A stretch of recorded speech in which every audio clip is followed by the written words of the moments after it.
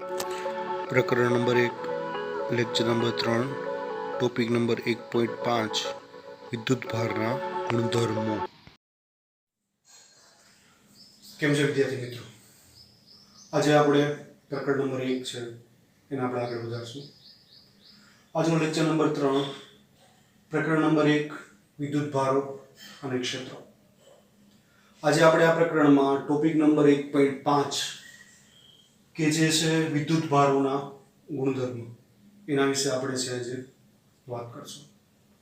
એમાં સૌથી પહેલો જે ગુણધર્મ છે એ છે વિદ્યુતભારોનો સરવાળો. વિદ્યુતભારોનો સરવાળો સમજવા માટે સૌથી પહેલા છે આપણે એક ઉદાહરણ લેશું.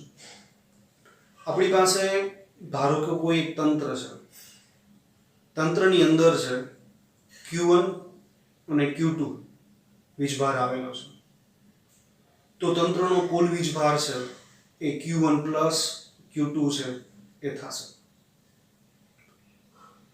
વીજભાર છે એ દળની માફક અદિશ રાશિ છે. એનો મતલબ કે એનું ખાલી મૂલ્ય જ છે, એની કોઈ દિશા હોતી નથી. પણ આપણને ખબર છે, આપણે અગાઉ પણ ભણ્યા છે કે વીજભાર બે પ્રકારના છે, ધન વીજભાર અને ઋણ વીજભાર. જ્યારે દળમાં છે જોઈએ તો દળ માત્ર ને માત્ર ધન જ હોય છે, એટલે કે ઋણ દળ અસ્તિત્વમાં ધરાવતું નથી. હવે ઋણ દળ અસ્તિત્વ ધરાવતું નથી એટલા માટે જ્યારે આપણે કોઈ પણ તંત્ર છે એમાં રહેલા દળ છે એનો સરવાળો કરીએ તો તંત્રમાં રહેલા દળનો કુલ સરવાળો M1 પ્લસ M2 થશે.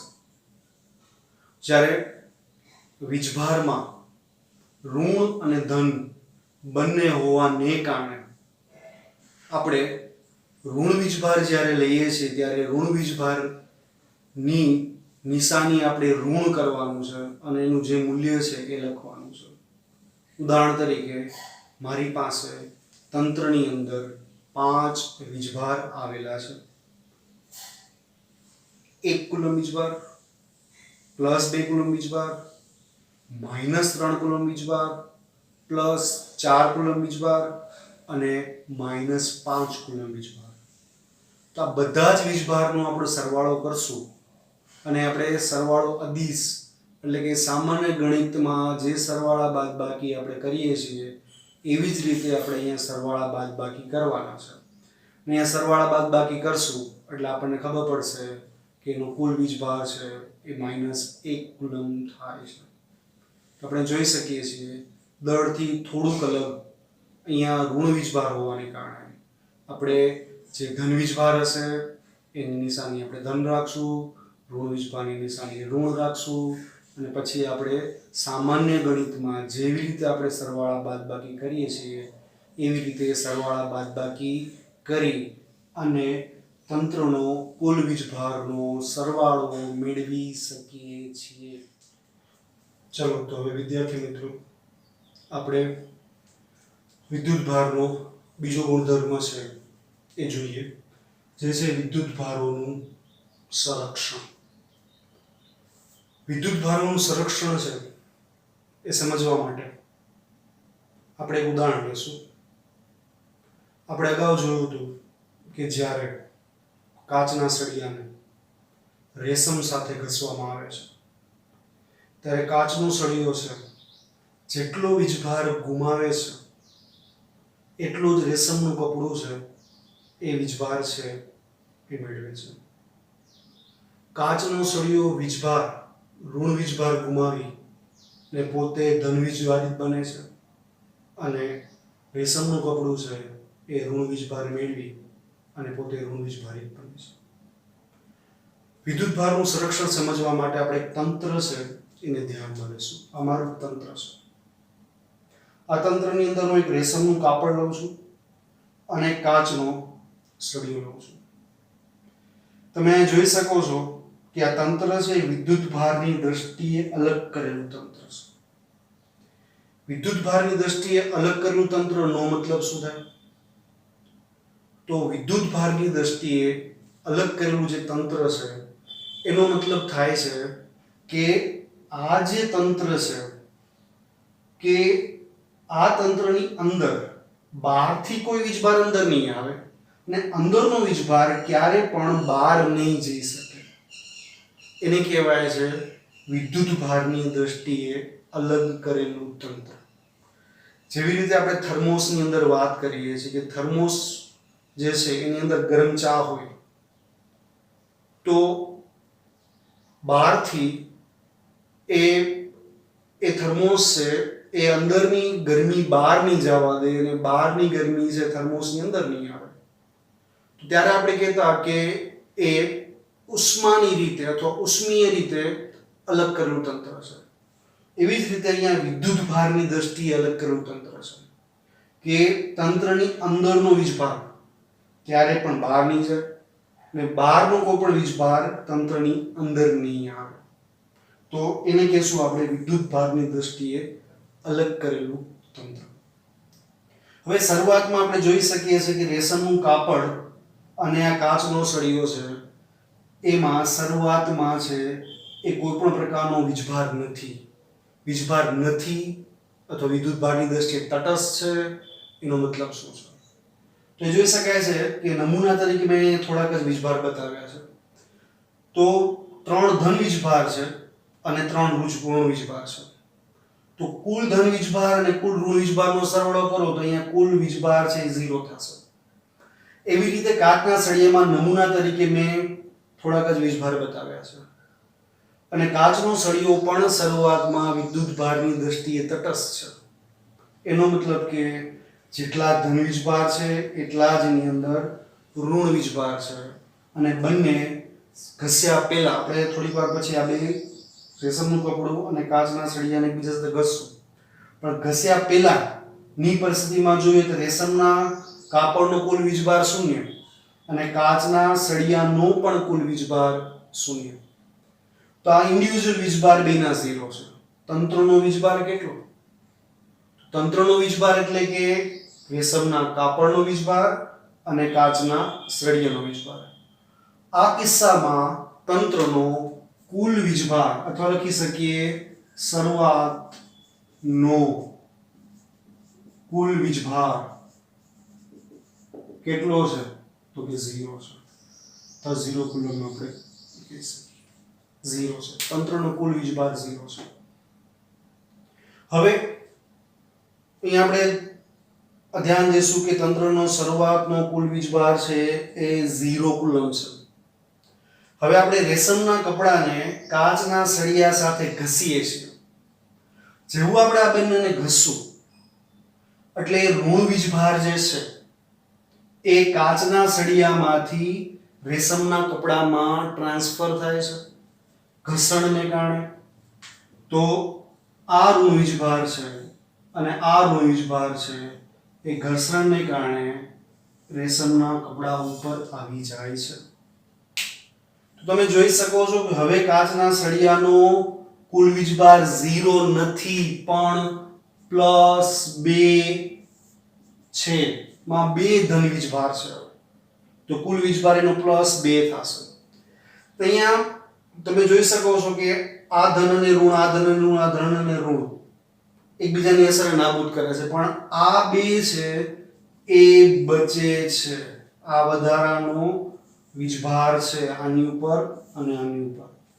તો તમે જોઈ શકો છો કે બંનેને ઘસ્યા પછી રેશમનું કાપડ છે એની ઉપર -2 અથવા 2 ઋણ વીજભાર અથવા -2 જેટલો વીજભાર આની ઉપર છે, આની ઉપર +2 જેટલો વીજભાર છે. હવે તંત્રનો કુલ વીજભાર કેટલો? તો આનો -2 ઘર્ષણ પછી, આનો +2 ઘર્ષણ પછી. તો તંત્રનો કુલ વીજભાર મેળવવો હોય તો તંત્રનો કુલ વીજભાર મેળવવો હોય તો રેશમના કાપડનો કુલ વીજભાર અને કાચના સળિયાનો કુલ વીજભારનો સરવાળો કરવો પડે. તો આપણે અહીંયા જોઈ શકીએ છીએ કે સરવાળો કરતા અંતિમ જે વીજભાર છે એ પણ 0 કુલમ આપણને મળે છે. તો શરૂઆતનો વીજભાર કેટલો હતો? 0 કુલમ. અંતિમ વીજભાર કેટલો છે? 0 કુલમ. તો બંને કિસ્સામાં શરૂઆતમાં આપણે અહીંયા પ્રક્રિયા કરાવીએ છીએ અને પ્રક્રિયા કેવી કરાવીએ છીએ તો કે અલગ કરેલા તંત્રની પ્રક્રિયા કરાવીએ છીએ.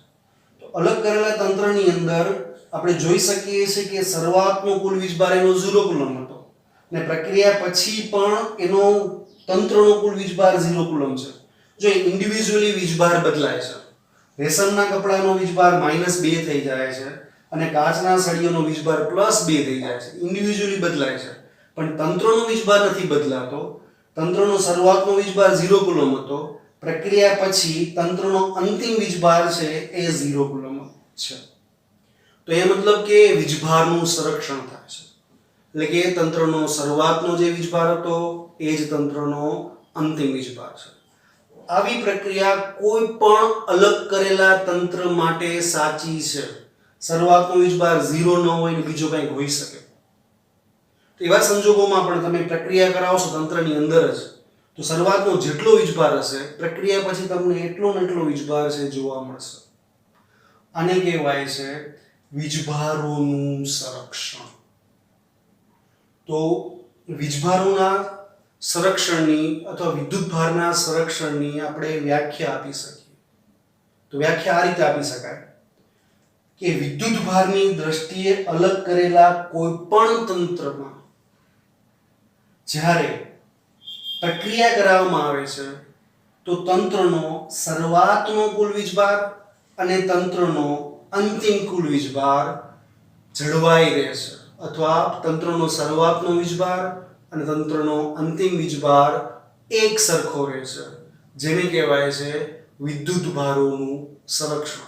એટલે કે વીજભાર જે છે એમાં તંત્રના વીજભારમાં કોઈ પણ પ્રકારનો ફેરફાર જોવા મળતો નથી. આને કહેવાય છે વિદ્યુતભારોનું સંરક્ષણ. યાદ રાખજો, વિદ્યુતભારોનું સંરક્ષણ માત્ર ને માત્ર વિદ્યુતભારની દ્રષ્ટિએ અલગ કરેલા તંત્ર માટે જ સાચું છે. એટલે વિદ્યુતભારની દ્રષ્ટિએ અલગ કરેલા તંત્રમાં શરૂઆતનો જેટલો વીજભાર હશે કોઈ પણ પ્રક્રિયા તમે કરાવો અંતિમ વીજભાર એટલો ને એટલો જ રહેશે તંત્રનો. ઇન્ડિવિડ્યુઅલી વીજભાર બદલશે, તંત્રનો કુલ વીજભાર છે એ બદલાશે નહીં. તો આ હતું વીજભારનું સંરક્ષણ. ચાલો વિદ્યાર્થી મિત્રો, હવે આપણે વિદ્યુતભારોના ગુણધર્મનો ત્રીજો ગુણધર્મ વિદ્યુતભારોનું ક્વોન્ટમીકરણ છે એ સમજીએ. વિદ્યુતભારનું ક્વોન્ટમીકરણ સમજવું ખૂબ જ જરૂરી છે. નીટ ઉપર અને જી ના ક્વેશ્ચન પેપર પર આના ઘણા છે એ દાખલા છે જોવા મળે છે. તો સમજીએ વિદ્યુતભારોનું ક્વોન્ટમીકરણ. ક્વોન્ટમીકરણ સમજવા માટે એક સિમ્પલ આપણે ઉદાહરણ લઈશું. આ ઉદાહરણમાં ધારો કે તમે માર્કેટમાં પેન ખરીદવા જાઓ છો, તો તમે ખરીદેલી જે પેન છે એની સંખ્યા 1, 2, 3, 4 એમ કોઈ પણ વાસ્તવિક પૂર્ણાંક સંખ્યા છે એ તમને મળશે. એટલે કે તમે ક્યારે પણ માર્કેટમાં 1.5 પેન નથી ખરીદી શકતા, કે નથી 2.5 પેન ખરીદી શકતા, કે નથી 3.75 પેન ખરીદી શકતા, કારણ કે જે ખરીદેલી પેનની સંખ્યા છે એ અસતત હશે અને અસતત પણ પૂર્ણાંક સંખ્યા 1, 2, 3, 4, 5. એવી જ રીતે જો એની આપણે કિંમતની વાત કરીએ, જો એક પેનની કિંમત 10 રૂપિયા હોય તો બે પેનની કિંમત 20 રૂપિયા થશે, 3 પેનની કિંમત 30 રૂપિયા થશે, 4 પેનની કિંમત 40 રૂપિયા થશે. તો આપણે જોઈ શકીએ છીએ કે પેનની કિંમત હંમેશા 10 ના પૂર્ણ ગુણાંકમાં જ હશે. એટલે કે આપણે સમજવું હોય કે માર્કેટમાં તમે જે પેન ખરીદો છો એ પેનની સંખ્યા ધારો કે n છે, તો પેનની કિંમત થશે 10 ગુણ્યા n થશે, જ્યાં n છે એ ખરીદેલા પેનની સંખ્યા છે. આવું શું કામ સમજીએ છીએ? તો આવું સમજવા પાછળનું કારણ છે વિદ્યુત ભારોનું ક્વોન્ટમીકરણ આપણે આની મદદથી સમજી શકીએ છીએ. હવે આવી જ કંઈક વસ્તુ છે એ તંત્રમાં રહેલા કુલ વીજભારમાં પણ જોવા મળે છે. આની સૌપ્રથમ રજૂઆત ઇંગ્લેન્ડના ફેરેડે નામના વૈજ્ઞાનિકે વિદ્યુત વિભાજનના જે નિયમો આપ્યા હતા એ નિયમોમાં સૌથી પહેલા એને ઉલ્લેખ કર્યો અને પ્રાયોગિક રીતે 1912માં મિલિકાને એને પ્રાયોગિક રીતે દર્શાવ્યું. પ્રાયોગિક રીતે શું દર્શાવ્યું? તો પ્રાયોગિક રીતે દર્શાવ્યું કે કોઈ પણ તંત્રનો જે કુલ વીજભાર છે ને એ હંમેશા 1.6 ગુણ્યા 10⁻⁻19 ઘાત આના પૂર્ણ ગુણાંકમાં જ વધે છે અથવા ઘટે છે એવું પ્રાયોગિક રીતે જોવા મળ્યું. હવે તમે જેમ જોઈ શકો છો કે પેનની જે કિંમત છે 10 ના પૂર્ણ ગુણાંકમાં વધે છે. તો પ્રાયોગિક રીતે એવું જોવા મળ્યું કે કોઈ પણ વીજભાર હોય ને તંત્રની અંદર એ તંત્રનો કુલ વીજભાર છે હંમેશા 1.6 ગુણ્યા 10⁻⁻19 ઘાત કુલમ ના પ્રમાણમાં વધે છે અથવા ઘટે છે. જેવી રીતે પેનની કિંમત 10, 20, 30 હોઈ શકે. જો તમે એક પેન પાછી આપી દો તો 30 રૂપિયામાંથી કિંમત 10 રૂપિયા થઈ જશે. તો ઘટાડો અહીંયા 10 નો થયો અને જો વધારો કરવામાં આવે તો પણ 10 નો જ થાય. ક્યારે પણ પેનની કિંમત તમને 35 રૂપિયા નહીં મળે આ કિસ્સામાં, કે નહીં ક્યારે તમને 25 રૂપિયા કિંમત મળશે, કારણ કે એની કિંમત હંમેશા પૂર્ણાંક જ રહેવાની છે. એટલે હંમેશા તમને પેનની કિંમત 10, 20, 30 અને 10 ના પૂર્ણ ગુણાંકમાં જ એની કિંમત વધશે અથવા એની કિંમત ઘટશે.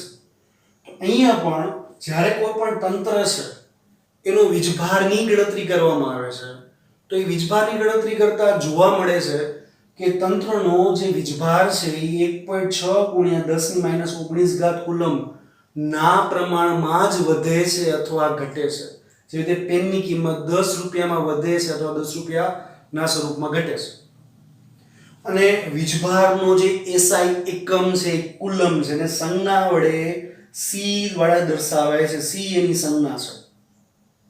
તો જો કોઈ પણ પદાર્થની અંદર ખાલી એક જ વીજભાર હોય તો પદાર્થમાં એક જ વીજભાર હોય તો આપણે કહી શકીએ કે 1.6 ગુણ્યા 10⁻⁻19 ઘાત ગુણ્યા 1 કરો તો તંત્રનો જે કુલ વીજભાર થશે 1.6 ગુણ્યા 10⁻⁻19 ઘાત કુલમ થશે.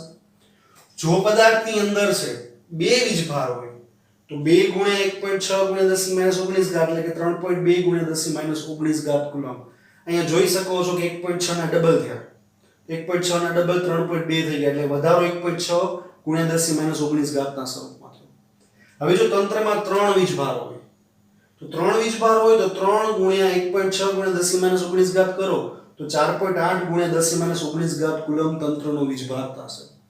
હવે વ્યાપક રીતે વિચારીએ કે ધારો કે તંત્રમાં n વીજભાર છે તો તંત્રમાં n વીજભાર હોય તો n ગુણ્યા 1.6 ગુણ્યા 10⁻⁻19 ઘાત તો તંત્રનો કુલ વીજભાર છે એ તમે આ સમીકરણ દ્વારા મેળવી શકો છો, જ્યાં n છે એ વીજભારની સંખ્યા છે અને e જે છે એના બરાબર આપણે લઈશું 1.6 ગુણ્યા 10⁻⁻19 ઘાત કુલમ.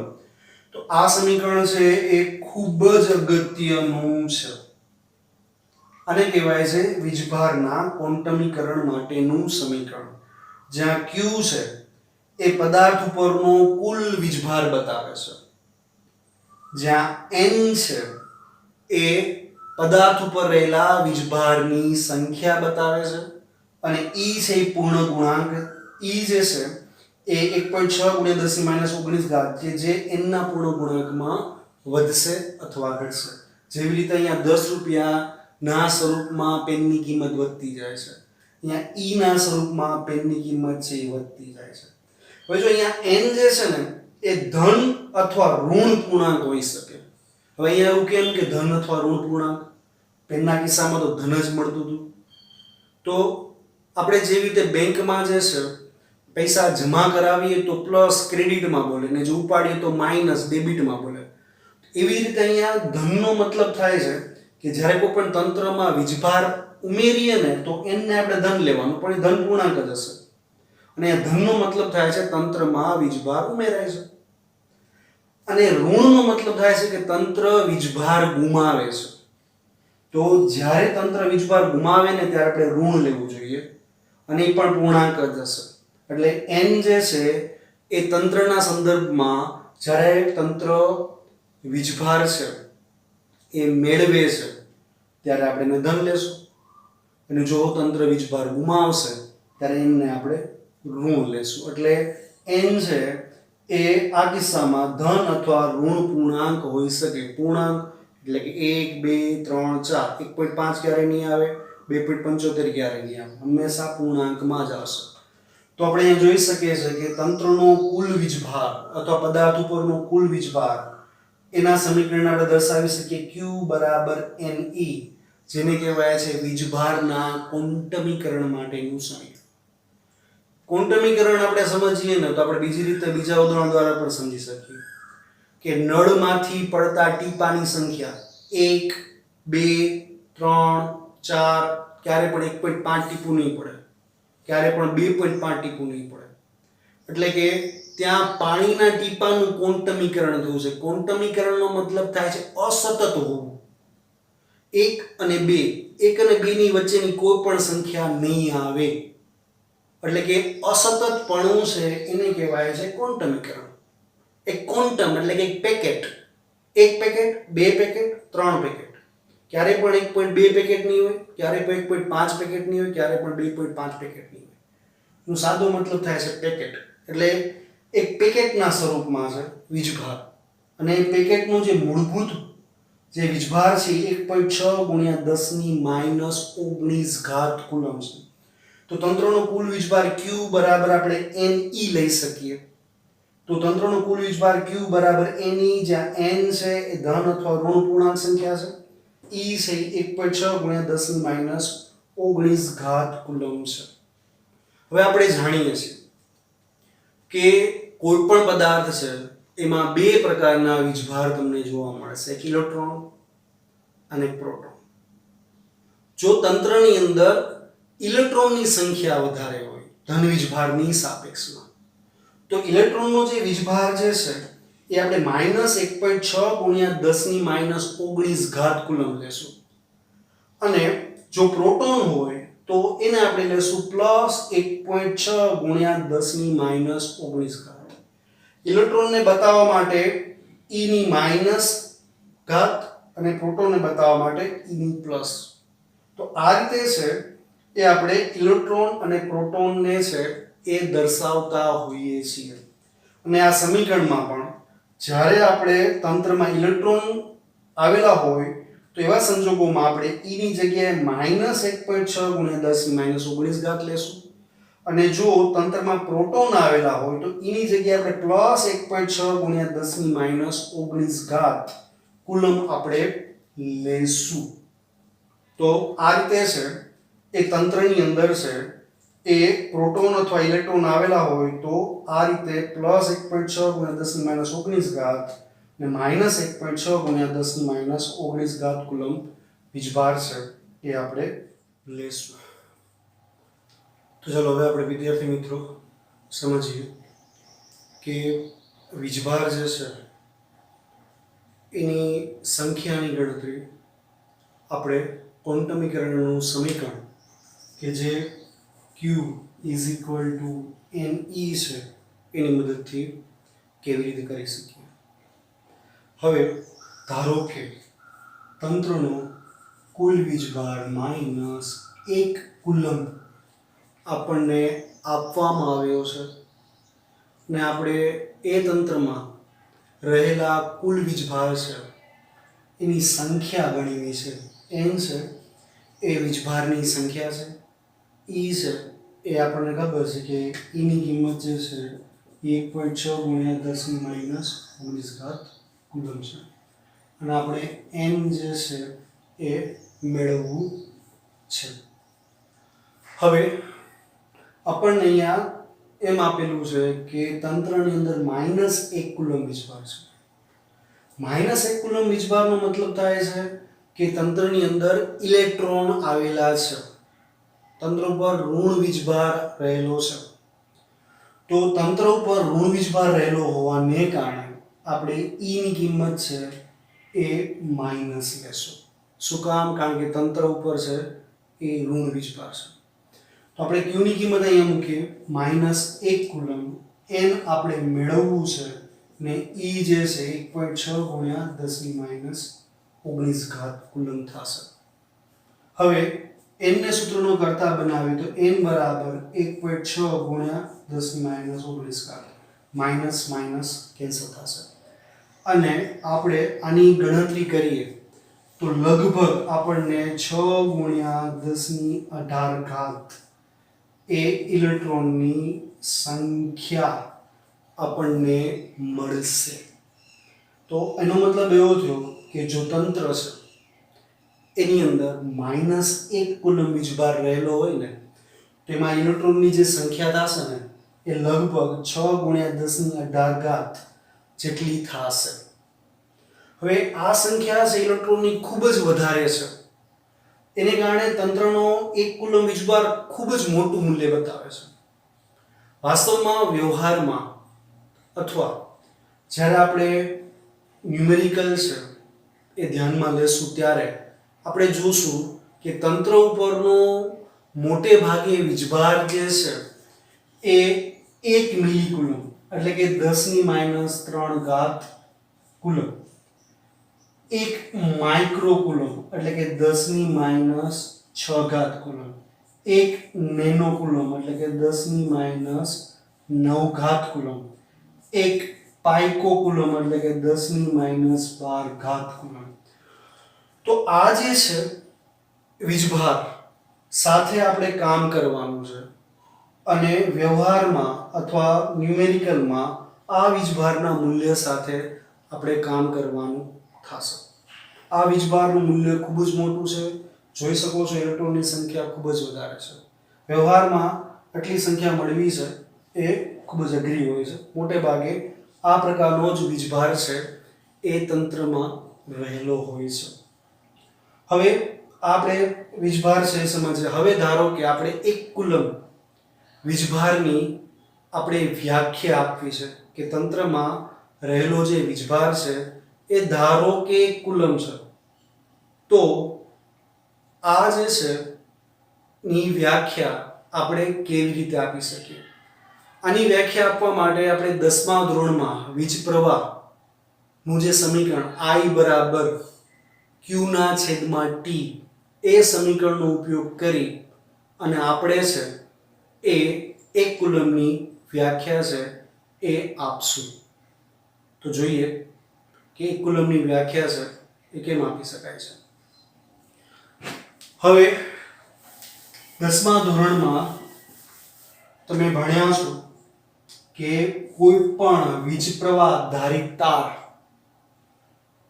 માં વહેતા પ્રવાહનું જે સમીકરણ છે એ પ્રવાહ I બરાબર Q એટલે કે વીજભારના છેદમાં સમય.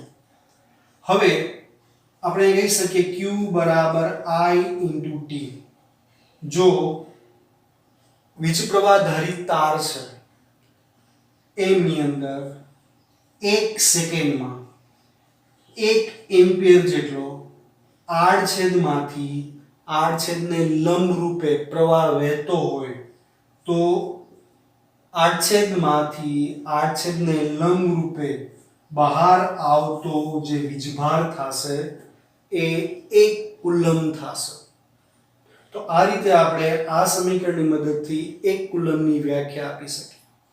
ફરી પાછું જોઈએ 1 કુલમની વ્યાખ્યા કે જ્યારે કોઈ પણ વીજ પ્રવાહ ધારિત તારના આડછેદમાંથી 1 સેકન્ડ માટે 1 એમ્પિયર વિદ્યુત પ્રવાહ વહેતો હોય તો એ આડછેદને લંબ રૂપે બહાર નીકળતો વીજભાર હંમેશા 1 કુલમ જેટલો હોય છે. આ જે છે એ 1 કુલમની વ્યાખ્યા છે. હવે એનાથી આગળ જોઈએ આપણે. હવે આની પહેલા પણ મેં તમને વાત કરી હતી કે ભાઈ ઇલેક્ટ્રોન જે છે અને જે પ્રોટોન છે એ કોઈ પણ તંત્ર ઉપર રહેલા હોય તો તંત્રનો વીજભાર છે એ 1.6 × 10⁻19 ના ક્રમમાં વધશે અથવા એ જ ક્રમમાં જે ઘટશે. પણ જો આપણી પાસે ધન વીજભાર અને ઋણ વીજભાર બંને એકી સાથે હાજર હોય અને તંત્રનો વીજભાર છે એ આપણે ગણતરીમાં લઈએ તો શું આપણે એ જોઈ શકીએ કે તંત્રનો વીજભાર આવા કિસ્સામાં પણ ઈના પૂર્ણ ગુણાંકમાં વધતો અથવા ઘટતો હશે? એ સમજવા માટે આપણે એક ઉદાહરણ ધ્યાનમાં લઈએ છીએ. ધારો કે N1 ઇલેક્ટ્રોન તંત્રમાં છે અને N2 પ્રોટોન તંત્રમાં છે. તો તંત્રનો કુલ વીજભાર આવા કિસ્સામાં Q બરાબર N1 અને ઇલેક્ટ્રોન ઋણ હોવાથી આપણે માઈનસ લેશું અને N2 પ્રોટોન છે એ ધન છે.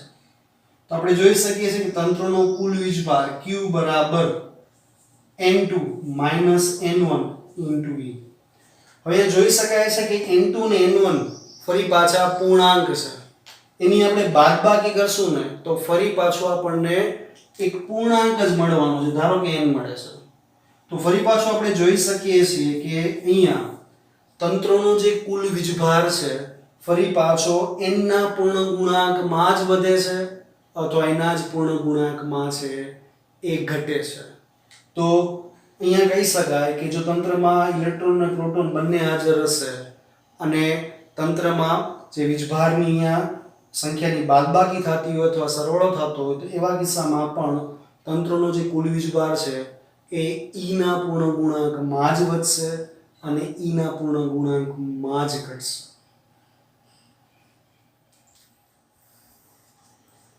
તો વિદ્યાર્થી મિત્રો, હવે આપણે વિદ્યુતભારના ક્વોન્ટમીકરણની વ્યવહારિકતા વિશે વાત કરીએ. હવે ક્વોન્ટમીકરણની વ્યવહારિકતા, હમણાં જ મેં તમને વાત કરી કે જ્યારે આપણે કામ કરવાનું હશે વિદ્યુતભારો સાથે ત્યારે વીજભારો છે એ માઇક્રોકુલમમાં મિલીકુલમમાં જોવા મળે છે. ઉદાહરણ તરીકે ધારો કે આપણે માઇક્રોકુલમની છે કે આપણે 1 માઇક્રોકુલમ વીજભાર સાથે કામ કરવાનું થાય છે અને તમે આની સંખ્યા ગણશો ને તો આની સંખ્યા છે લગભગ 10⁻13 જેટલી તમને જોવા મળશે. તમે આની ગણતરી કરી શકો છો.